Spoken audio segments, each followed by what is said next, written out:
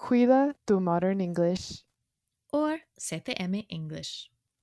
a podcast of two English teachers who became friends after moving to Chile.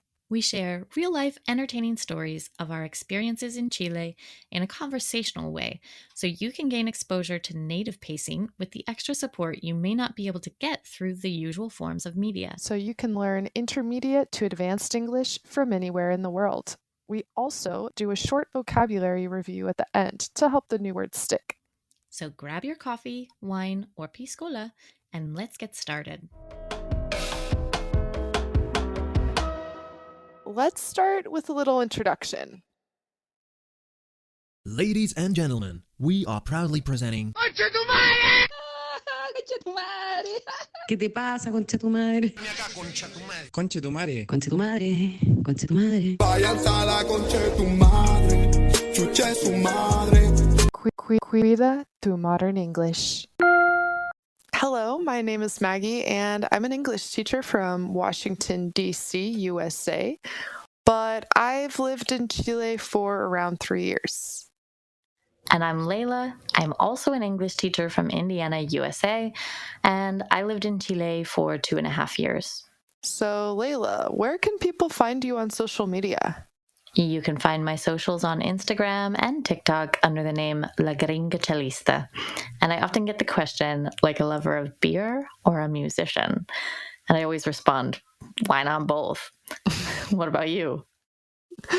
That's amazing. I love that. You can find my English learning content on both Instagram and TikTok as Charm English CL, which you can find in the description of the podcast. Okay, let's start by telling everyone why we came to Chile. So you first, Maggie. Yeah, this is like the typical question whenever you meet a Chilean. They're like, why are you here? Why are you in Chile? Yep. So for me, it started back in 2018. I was in university and I did a semester exchange in Viña del Mar. And at the University Adolfo Ibáñez, shout out. And I really liked it. I had a great time. And at the end, like the very end of the semester, I met my now husband. So at the time, we were kind of more of friends. And then it evolved into a long distance relationship. And then eventually I decided to come back to Chile so we could live together.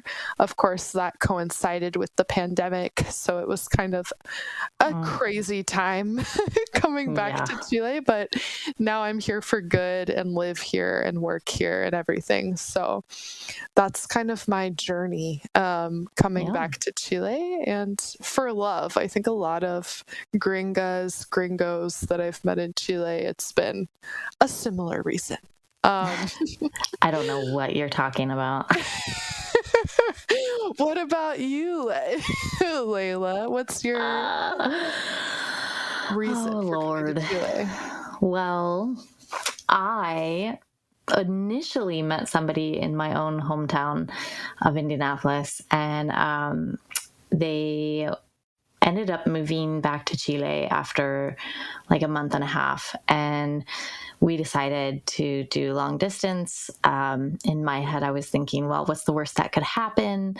If it doesn't go well, I can always just break up over the phone. Like, okay, that's kind of cool. Great to have like boundaries.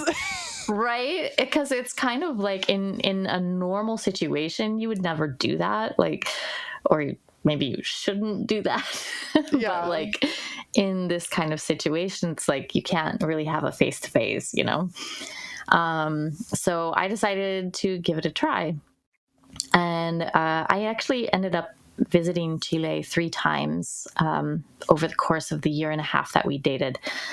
And then while I was there, I learned very quickly, as most gringos do, about how fast everybody speaks in Chile and how Chile has different words that, you know, will never show up in your textbook. So I wanted to learn more about specifically the Chilean dialect. And so I got an app called Tandem. and it randomly paired me up with somebody, and we became friends. And I, at one point he said something that was kind of flirty, and I said, just to remind you, I'm in a relationship right now, so like we can only be friends.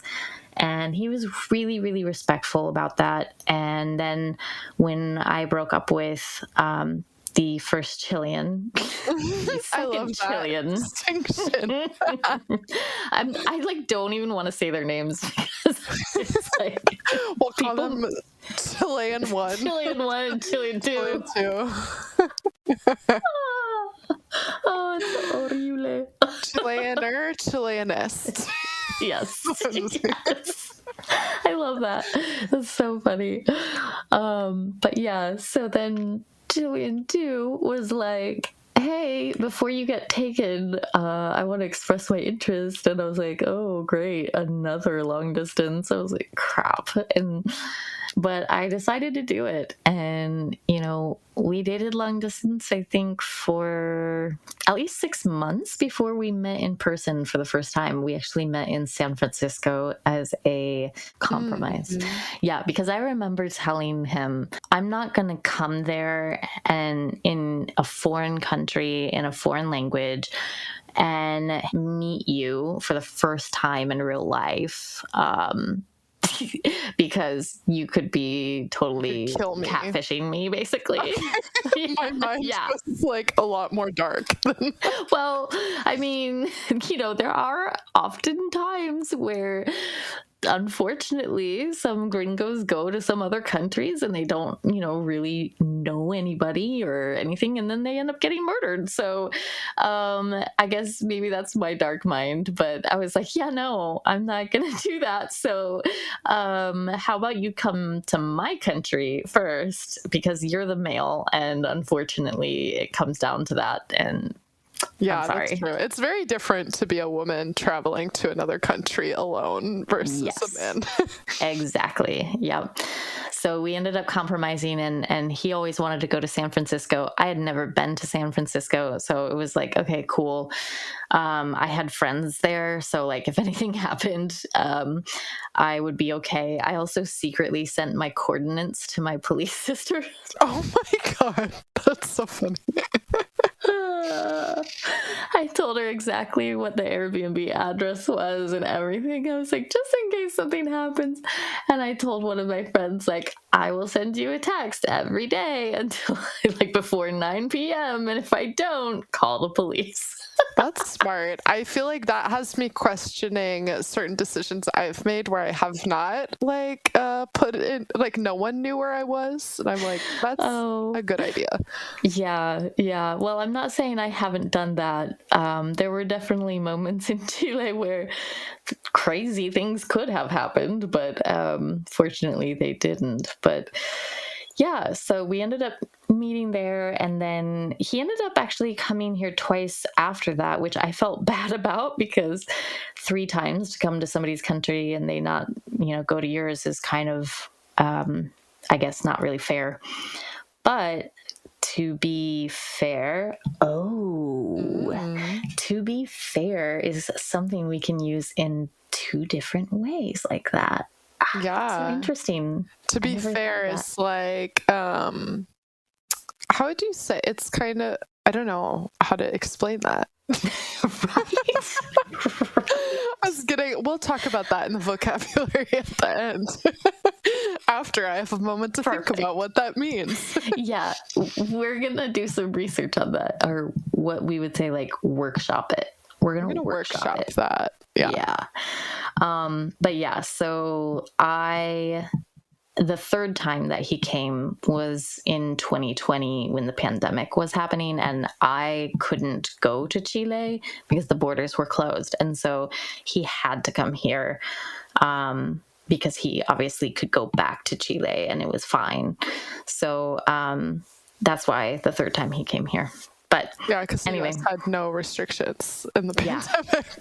Yeah, exactly. The US was real bad about the pandemic. Open for business. Very open.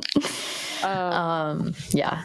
So then I moved to Chile in the middle of that pandemic, which was really fun. As you know, we are adventurous. I was going to say, we both had that shared experience of moving to Chile in the pandemic, because I remember my husband and I were not able to meet in either of our countries. Like, I couldn't go to Chile, he couldn't come to the US. So we met in Mexico and waited. We were working on a farm, actually. We were doing a program called WOOF, where you go and work / live on an organic farm, and they give you food and a place to stay in exchange for working. It was actually a really cool experience. Yeah. We were there in the middle of hurricanes, and oh my God, we were like sleeping. I don't know how to explain it, but like the roof of the building that we were sleeping in was made of dried palm leaves. Oh my God. We were in the middle of a hurricane, and there was like a big gaping holes and like water falling on my face. What? I had this like tiny dog in my arms that was like shaking in the storm. And I remember we woke up the next day, and a big tree had completely fallen right next to the building. So it's like, if it had fallen at a slightly different angle, it would have probably killed all of us. Oh my God. So I didn't know this. Yeah. That was I kind of blocked that out, actually. Yeah. That was our experience in Mexico. But then we entered Chile, like, as I think both of us did this, like, as soon as the borders opened. It was like January, February of that year. No, the beginning of February. It must have been right after they opened the borders. Yeah, I wonder how many people actually did that, because for me, I was like, I know they're going to close the borders again. And so if I'm going to go, I have to go now, because if they close the borders indefinitely and it's like another year, I can't do this long distance anymore. Like, I've got to call it quits, you know? So yeah. I was like, okay, it's between me moving there or us not working out. And so I was just like, okay, you know what? I've always wanted to live in another country where they don't speak my native language and where it's a different culture. And I've always wanted to have that experience, because you can easily gain a perspective of your own country from the outside. And you can also gain a broader understanding of the whole world. Yeah, for sure. And I feel like Chile is really special in that way too, because like both of us are from a country where the movies made in our country and the culture from our country is kind of like shared / put, I don't know, on all of the rest of the world. So people kind of know. I mean, there's more nuanced things, like when you talk about certain regions of the country or your hometown, but a lot of our culture, people kind of just already know, and it's not as maybe interesting to me in that way. Yeah. But I find with Chile, there's a lot of stuff where it feels like an inside joke, or like it really does. Even other people from Latin American countries like won't understand this meme or this phrase. And I think that's really special about Chile. I think that it's really fun to kind of like be able to understand a culture where it's not something that you grew up seeing a lot of content or like cultural exports from that place. Yeah, it's actually really interesting, because I was at dinner last night with a Venezuelan family, and they asked me if I knew Spanish before I went to Chile or if I learned Spanish in Chile. And I was like, both? Yeah. Say both to that? So I didn't speak well in Spanish. I wasn't great. I was probably on the SEFR levels, like A1. So for those of you that don't know SEFR levels, they basically have the beginners at A1, and then you have A2, B1, B2, and then C1 and C2 are the most advanced. So I was very high A1 when I came to Chile. And then when I left Chile, I was a B1. So that's a huge jump Yeah. for that time period. But anyway, I was at this dinner with Venezuelans, and I said, there are some words that I learned only in Chile. And so I don't know if these words are specifically Chilean or if they're just general Spanish. Yeah. So when I'm speaking to somebody from another country, sometimes I use Chilean Spanish and I don't even know it. And there was definitely one or two times where I said something in Chilean Spanish and the mother just looked at me like, what? Like, what? And my friend who lived in Chile for 8 years had to translate for me. And I was like, oh, oops, that's definitely a Chilean word. Yeah, definitely. I think that happens a lot, even with daily expressions or a lot of Kachai. things. Yeah, kachai. I have one of my students lives in Venezuela, and she's an older lady, and in the class one time she was like, Maggie, I don't understand. And she said, no cacho, no te cacho. Because her kids live in Chile, so she kind of has some knowledge about the vocabulary here. But I thought it was funny that what is the world? Like this lady in Venezuela talking to a gringa and using Chilean words in order to express to me how she feels. It was like, I love that. Yeah, I love that. That's amazing. We need more of that. Yeah, it's very global. So another thing that we have in common, in addition to coming to Chile for a romantic partner in the pandemic, is that we both started to work for an English teaching institute and teach professionals English in Chile. And that's how we met, and which is super interesting because most people that worked for the company, it's completely remote, were based in Santiago or other cities, and we were two of the only teachers, I think, that were in the 5th region, you in Quilpué and me in Viña. So kind of interesting how we met through work. I know. And I always tell everybody how I told you, like, I'm so happy that it was you that was in the 5th region with me, because you could have been some crazy person, but you turned out to be normal, and we have a lot of shared interests, and so it worked out. And Thank God. Yeah, I thought it's very interesting that we actually had a lot in common. I think it took us a while to get to the point of really spending a lot of time together, because coming out of the pandemic, I feel like getting back into socializing and everything was a little bit weird to cross that boundary of we're coworkers. Okay, do you want to hang out as friends? I feel like crossing that was a little bit weird, maybe coming out of the pandemic. Yeah, for sure. And just getting used to socialization in general, especially when you're in a foreign country. And for me, I didn't speak the language well enough when I first got there. So it was okay, we have one person to socialize with that speaks our language. It's kind of I think that for anyone listening that lives in an English-speaking country or a country where they speak a different language that's not your native language, it's nice to have that safe haven of the person where maybe you spend all day trying to speak the other language, and then you can spend some time with this one person who speaks like the people from back home, or that you can talk to about, I don't know, in our case, we would even talk about how both of us felt like we would try to tell jokes or be funny in Spanish, and they just would not land.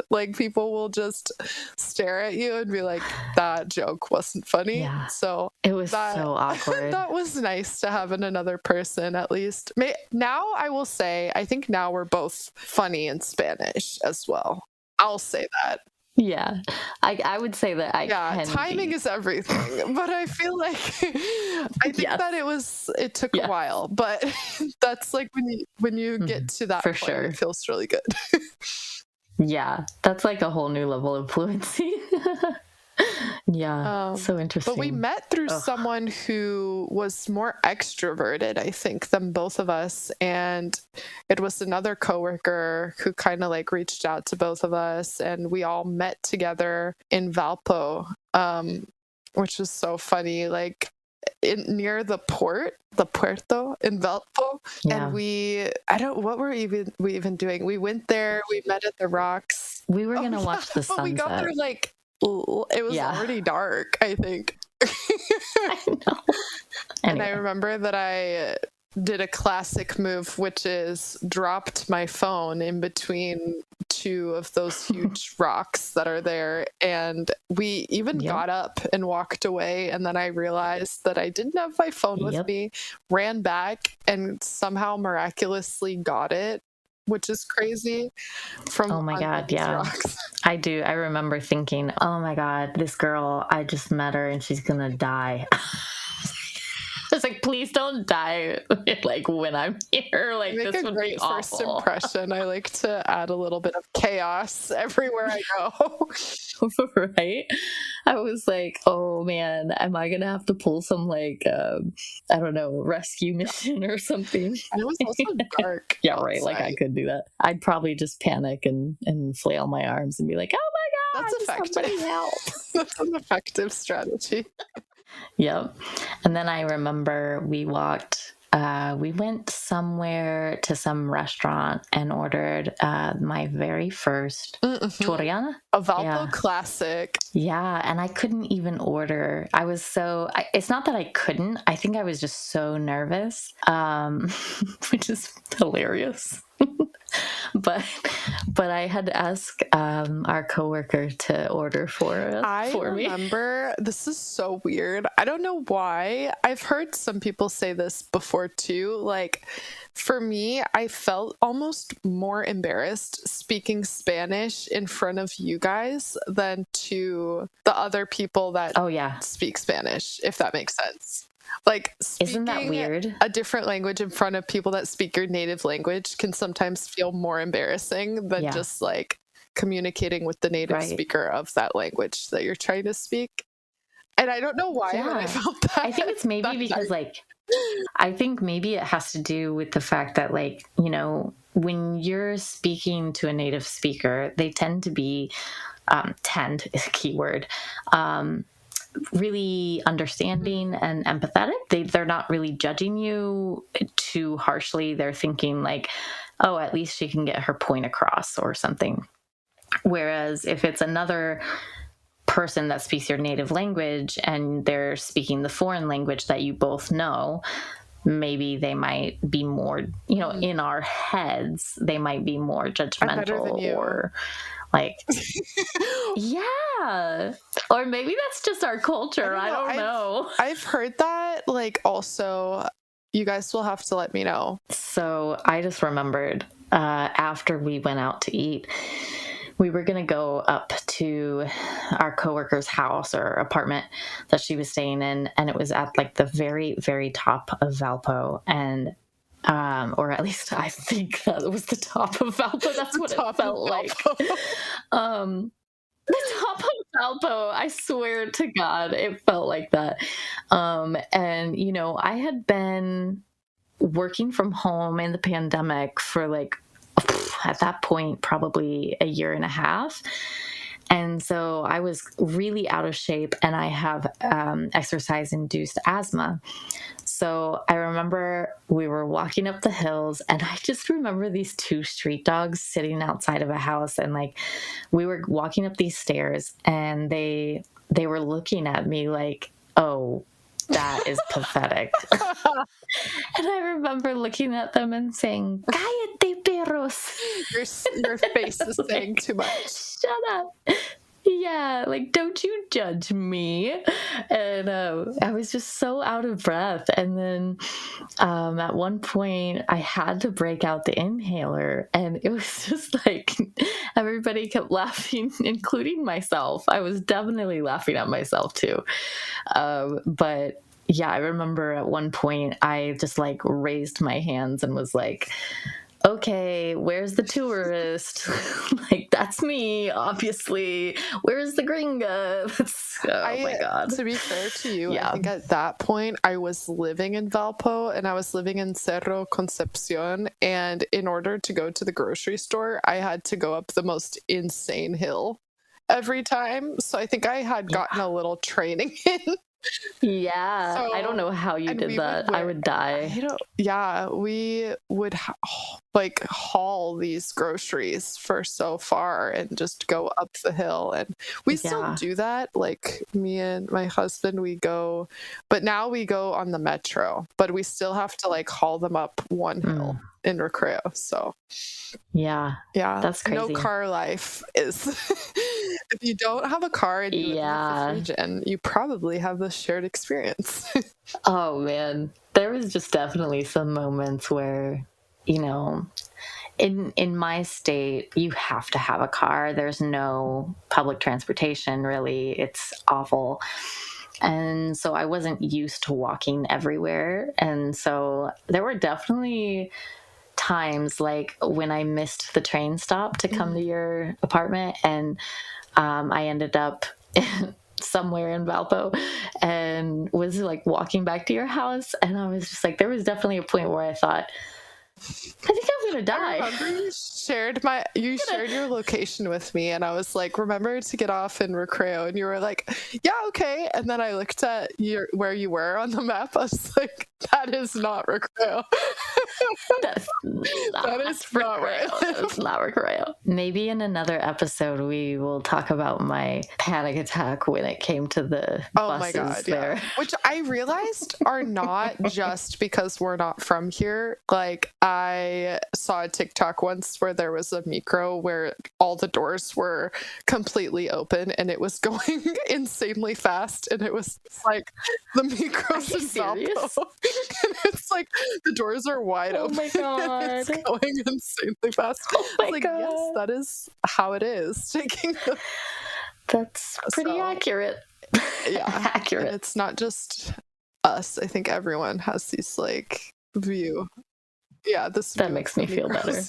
Okay, so basically the goal of this podcast is that we are intentionally going to speak at our normal conversational speed for the intermediate to advanced English learners. And then we'll do a vocabulary review at the end of the episodes. And we're also going to have transcripts available. So when it comes to transcripts, the best way to use those transcripts is to actually read them as you're listening to the episode. It's really interesting because language and music use the same part of the brain. And for those of you that don't know, I am also a classical musician. I play cello. And so the language learning and music learning relate very, very much. And whenever we are learning a new piece of music, we have to read the music while we're listening to it at the same time as well. So it is actually very, very helpful to do it that way. And if you want one of our transcripts, then you can join our Patreon at the link in the description. In general, I don't know, for me, coming to Chile, and a big part of practicing my Spanish and improving my Spanish was listening to podcasts and practicing my listening. I think a lot of times when we go to another country, we feel like we have to practice speaking right away, but it's really necessary, I think, to practice your listening a lot, because you end up in parties or family events if you are with a significant other's family, and people are all just talking super fast. And unless you have a side one-on-one, really slow conversation with someone, people will be talking really fast. And so yeah. And not only that, they're going to have music blasting in the background. Exactly. They'll be Personal slurring, they'll be experience. drinking, slurring their words. We won't be doing that, but we'll be talking to help you Yeah. guys practice, because I don't know, in my case, that was something that at first I would listen to these different Chilean podcasts like Con la ayuda de mis amigas, amongst others.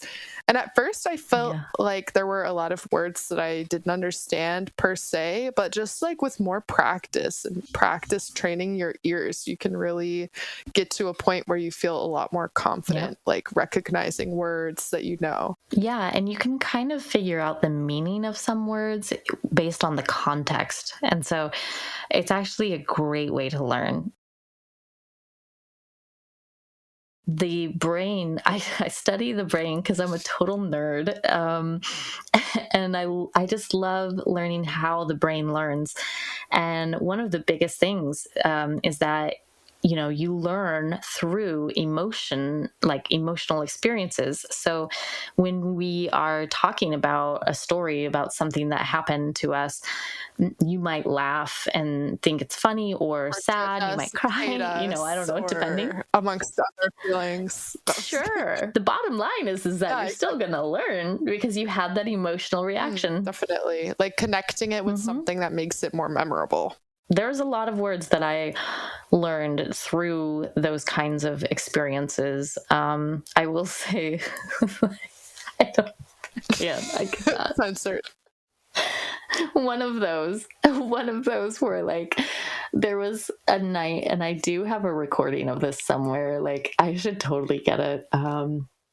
But it was like somebody was trying to explain to me what mohohoho meant and what la kalila, and they just kept saying it, and it was the funniest thing ever because they thought that I didn't understand them about what it was, and they kept explaining over and over and over again the same way, like the definition of what they were talking about.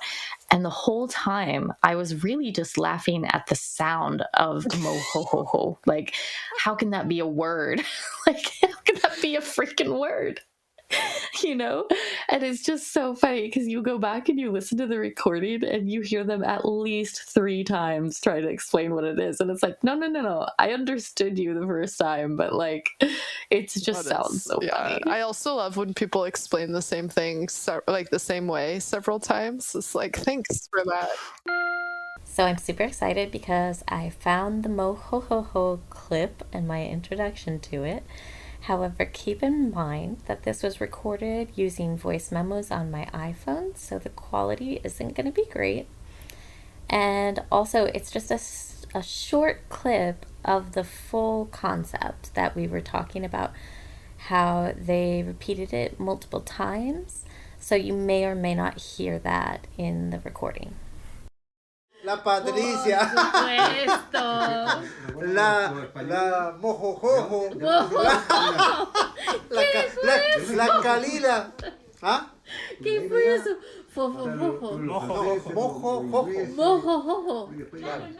Es que eran las mojojojo y las Kalila eran las mujeres delincuentes aquí en Chile. Eran mujeres delincuentes, o sea, entonces... Una banda. Mojojojo. Y las Calilas. Y las Calilas, acá. Las mojojojo. Y las Calilas. Calila, ¿qué es Calila? Es como una flor, la Desde Calila. México hacia el sur. No, es que... No, pero era una banda de mujeres delincuentes. Unas mujeres... Es que aquí... Y la mujer metralleta. Es que lo que pasa es que hay aquí... I was with a friend, and I feel like a lot of the slang that I know in Chile is more Gen Z because I watch a lot of TikTok. But this was a friend that is a little bit older than I, and she kept saying engrupido, I think was the word. And it's like, I think someone that's like egoísta or selfish. But just by the context, I was like, okay, she keeps saying engrupido. I know that's something bad. Because we were pelando. We were talking shit about someone. But yeah, the like constant use of this word, I was like, interested. It just stuck with me. Like, I left the conversation like, I need to go look up what is engrupido.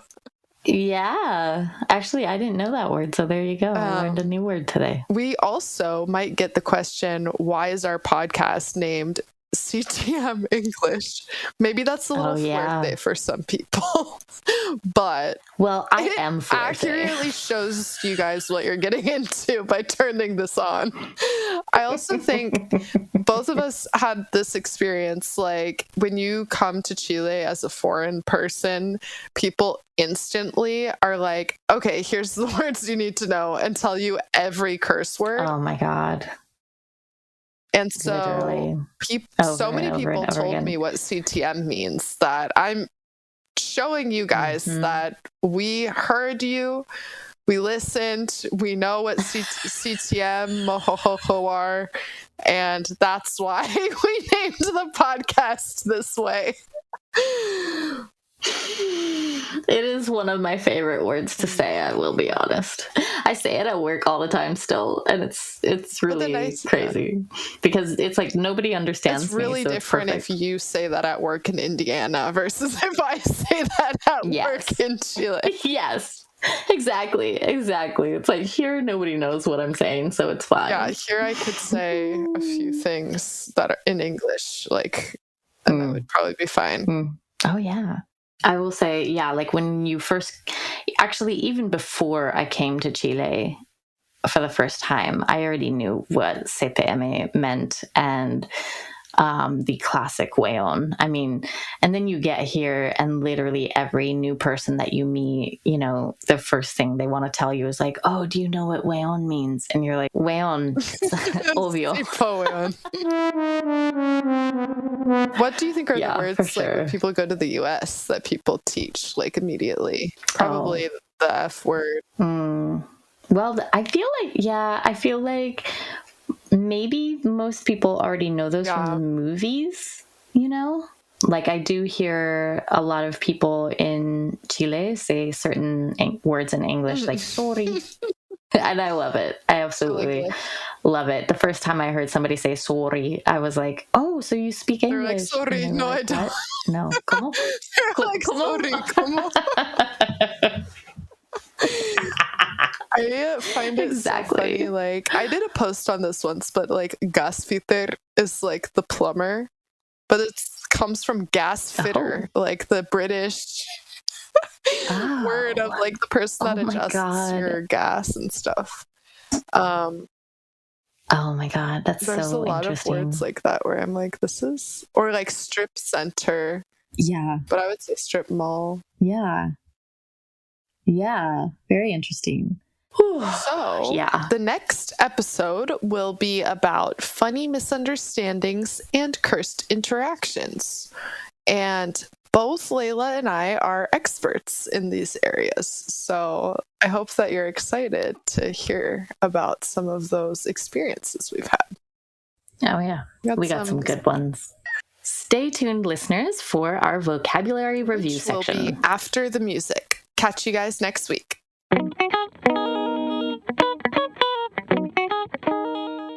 So first, when Layla met up with her ex-boyfriend in San Francisco, she said, we ended up compromising. To compromise is to reach an agreement or meet in the middle. Llegar a un acuerdo. Some people might think it's compromiso in Spanish, but that's actually a different word, commitment. So these are amigos falsos. Fair has two different ways that you can use it. So the first one is with justo in Spanish. So 3 times to go to someone's country and them not to come to yours is not really fair or justo. There's also to be fair, which means to qualify something. So if we say, well, to be fair, it means siendo honesto. So as you can see, fair has 2 uses. Talking about the vocabulary review, we said we were going to workshop it. A workshop is a taller. So to workshop something is to develop and improve it. The next one comes from when Maggie said the roof of the building we were sleeping in. So Spanish natives often get confused with the words roof versus ceiling. This is because in Spanish, they are the same word, techo. So roof is what is outside on the top of the house to protect everything, whereas the ceiling is what you see on the inside of the house when you look up. While talking about the roof, I mentioned that the roof had gaping holes. Gaping is used with holes or gaps to say wide open. The next one is when Maggie was telling a story and I said, I don't remember that. She mentioned, I blocked that out. She was referring to suppressing that memory, as in consciously choosing to forget a memory. When Layla was talking about the possibility of ending a relationship, she said to call it quits. This means to break up or to give up on trying to make it work. For example, if you try to change careers and it just isn't working out, you might call it quits. This next one is a classic with me. It's a joke that didn't land. And unfortunately, this happens way too often with me. So what it means is no one laughed at the joke. Nadie se rió. Or like they say in Chile, cri cri, meaning crickets were chirping. Or grillos estaban chirriendo. When we were talking about walking up the hill, Layla said she had to break out the inhaler. Break out is a phrasal verb with a lot of meanings, but here specifically, it means to get something out of your bag. Like, let's break out the snacks. To haul groceries. This one is a little interesting. Maggie mentions that she had to haul groceries up a hill. So in this case, to haul is to carry or drag something, usually heavy. Haul is pronounced the same as hall, as in pasillo, but spelled differently, as in Haul. These words are homophones, which means they sound the same but are spelled differently. On social media, some influencers make haul videos. They bought a large quantity of something like groceries or clothes and show themselves unpacking it on camera. Why? I do not know. And when I was talking to my friend and we were shit talking someone, this is basically just to talk badly about someone. In Chile, they say to pelar. In English, we say to shit talk. The next one is slur words. So when someone is talking and there is no space between the words, they connect the end of one word to the beginning of the next one. A really great example of this is when someone is really drunk and they begin to slur their words a lot. We said that when you arrive in Chile as a foreigner, people often teach you all the curse words like CTM. A curse word is a groseria or garabato, like they say in Chile. This one we thought was interesting because there's a lot of ways to say it. So we have a curse word, a swear word, a cuss word, or a bad word. Personally, I say usually a curse word, but all of these are common to use. Which do you use, Layla? Well, because of my really, really conservative upbringing, we used to only say bad word. But now I say, I think, cuss word the most. And was that because curse is like maldición? Like it could be kind of considered blasphemy? I feel like in this case, it was more like a distinction between, somebody putting a curse on you. Yeah. And so it was just like a way to... It's like witch kind of. Yeah. Okay. And just to close out, there were some phrases that we used several times that you might already know, but that I highly recommend practicing for telling stories. One example is that we used the phrase at one point or at some point, which is in Spanish en algún momento. So this is a great phrase to use while you're telling a story about something in the past. The next one would be I ended up, or in Spanish, terminé haciendo. So, for example, I ended up going to the store. I ended up going to the show. All right, so those were our vocabulary words for episode 1. If you want to see them, see the examples we gave, and see how they're spelled, you can check them out in the transcript on our Patreon.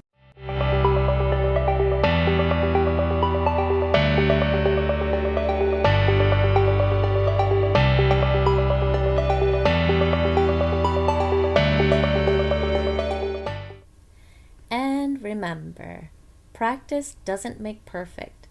Intentional practice makes progress, and that's more important.